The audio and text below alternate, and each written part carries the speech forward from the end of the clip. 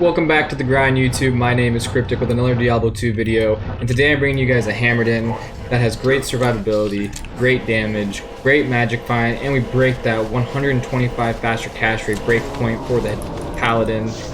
So let's just jump right into it and I'll show you guys what I'm talking about.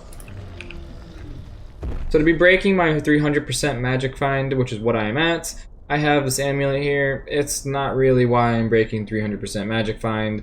It's really the War Traveler boots with 50% better magic find, my Enigma with 89% better magic find, and I got 27% better chance of getting magic item charms, and a 40% guides. With all these items together, I have 331 magic find, which gets me to that 300% threshold, which is a really nice sweet spot to be at. As you can see on screen, 0 to 100%, 100% to 200%, 300% to 400%, and 400% and beyond are your breakpoints for magic find.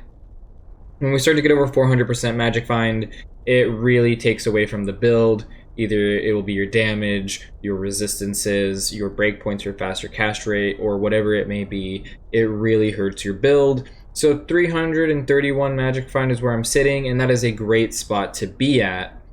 Now for the Paladin, 125 faster cast rate breaks the breaking point for the Paladin to get max faster cast rate. I'm currently at 132 because I have this helmet here with 20%, my Heart of the Oak with 40% faster cast rate, my Mage Fist with 20%, and my Spirit Shield with 35% faster cast rate, along with an amulet with 17, like I said, giving me 132 faster cast rate.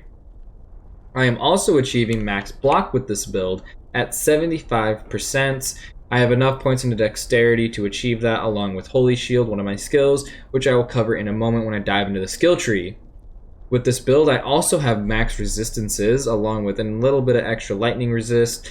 And on top of that, I am absorbing ice, fire, and lightning damage through my Dwarf Star with 15% fire absorb, my Thunder Gods with 10% max lightning resist and 20 flat lightning absorb, and then a Raven Frost with 20% cold absorption and cannot be frozen.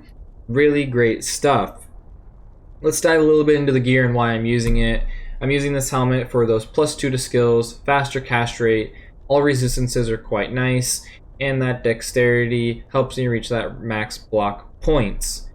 My Heart of the Oak, 40% faster cast rate and those 3 skills is absolutely incredible, and I'm getting 40 resistances on top of it. I'm also increased 15% mana, which is extremely helpful.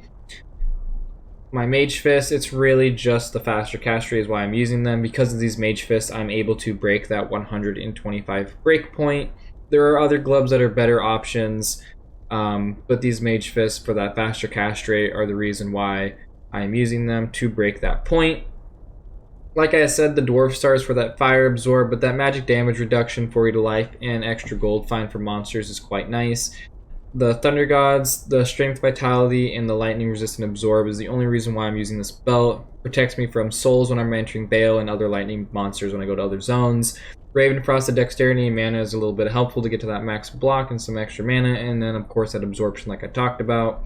War Traveler's strength and vitality are kind of nice, but it's that magic find is why I'm wearing them.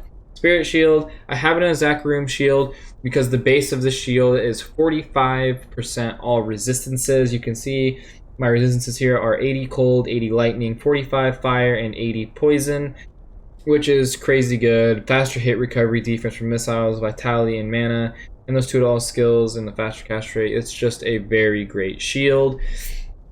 And of course I'm using an Enigma, 2 skills, teleport, damage reduction, increased life, life after kill, 15% damage goes to mana, and magic find. It's just by far the best piece of armor you can have for this build. That teleport is a quality of life that you just cannot replace with something else. And my amulet gives me skills, cast rate, some mana, and magic find. A very well balanced amulet for this build and what we are trying to achieve. On swap, I have a call to arms with battle commands and battle orders, and a Spirit Shield with +2 to skills to help boost the level of battle command and battle orders. Now my attributes, I'm using just enough strength to put my gear on, enough dexterity again to successfully achieve 75% block chance, and then the rest of my points will go to vitality so I can have as much life as possible. Because of my Mercenary, I am using an Insight that gives me that meditation aura, so my mana is no problem. I can teleport and cast hammers without sacrificing lots of mana, because my Mercenary is able to keep it up for me.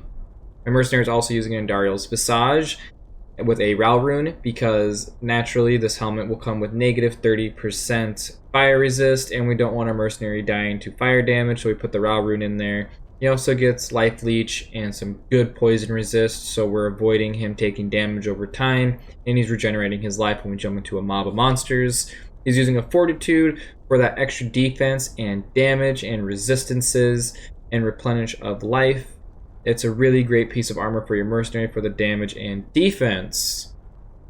Now jumping over to my skill tree here, you can see I have 1 point into Prayer, Defiance, and Cleansing, and I have maxed Vigor. The reason I have Vigor maxed is because my main skill, Blessed Hammer, gets that extra damage from it along with Blessed Aim.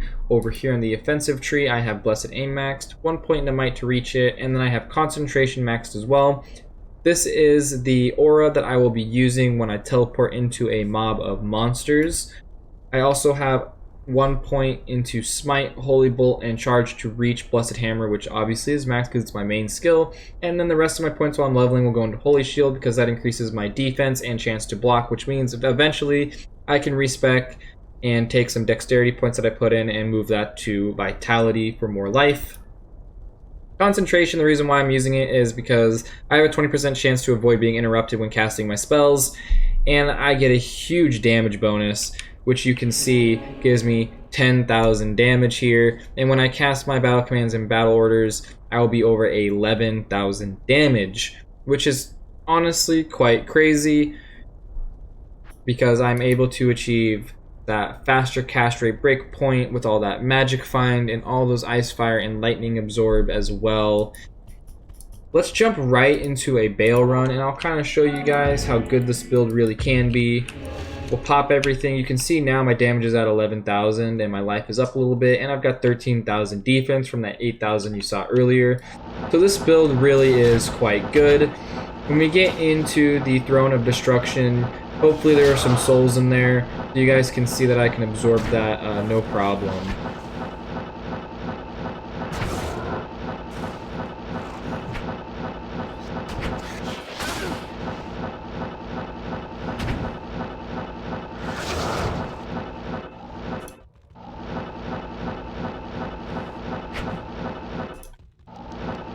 Let's see what monsters are hiding here. We got dolls. Dolls can be a little tricky. You can see my life went down a little bit. Those guys are strong. See, we jump right into the middle of a crowd here. Kill everything, no problem. Mercenary's not taking too much damage. Now that is a deadly pack of monsters. We're going to teleport back and forth and kill them slowly, because if we were to kill all those dolls at once, we might die. Dolls are very strong. These guys are immune to magic. My Mercenary has no problem killing these guys, but I'm not going to spend too much time on them because we don't do damage to magic, and that can take a little bit of extra time killing them off.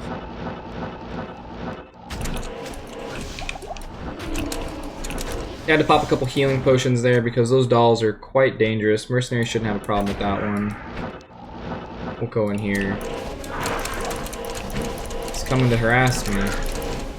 Yeah, they do some good damage. Dolls can really do some damage on your Hammerden and really most build in the game. So when you see dolls like that, you really want to teleport away and teleport back into them and continue waving back and forth with them until you kill them off, instead of just taking all the damage from them at once, because they are very deadly. Here on the second wave with Bale, it's the slowest part of any part in this game when you are farming because of the magic immunity here on the Unravelers. And then we also get slowed by cold while we're in here as well. So the Mercenary kind of struggles a little bit here, but that's okay. We also have Holy Bolt here on swap, so we can actually heal our Mercenary there. And then we can go back to our Blessed Hammers and help him kill off these Death Mages. We're going to leave him be right there and just walk around and kill these guys so he can take out the Unravelers. You can see when I teleport places, I put concentration back on, I'll teleport and put it back on and start casting. Make sure I'm getting that damage bonus, because without concentration, my damage is very weak. So you want to make sure concentration is on, or you're going to be stuck there on a pack of monsters wondering why you're not killing them, and then eventually you're going to die and be very confused. So make sure you got concentration on so you guys are able to kill things. And we'll come over here so our mercenary is not getting hit by fire too much. I like to cast hammers early. The reason I'm casting these hammers early is because when a pack of monsters comes down from Bale, they're normally dead quite quickly.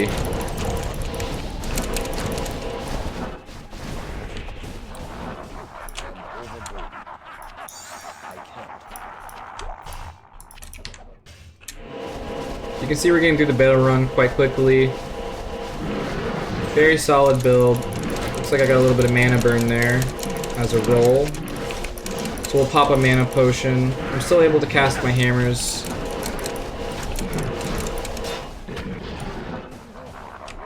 Now we can kill Bale.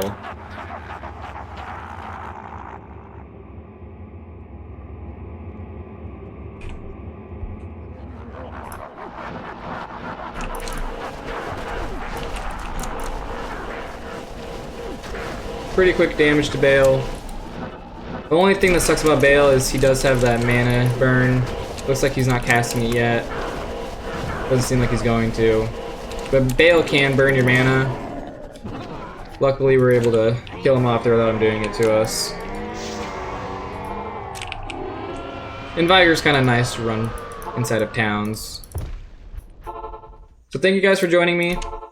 I really enjoyed you guys tuning in for this video here. I really hope this build helps you guys out in game, and in the future going forward I will be releasing a video on level 85 zones and how to farm them, and I will be showcasing it with this build along with some chests you guys can be popping in Act 3 in Hell that can drop some high runes and get you guys where you need to be. Make sure you guys also stay tuned. We got a nice Path of Exile video right around the corner, and potentially some low-level walkthrough gameplay on Diablo 2. Again, thank you guys for joining me, and remember to keep on grinding.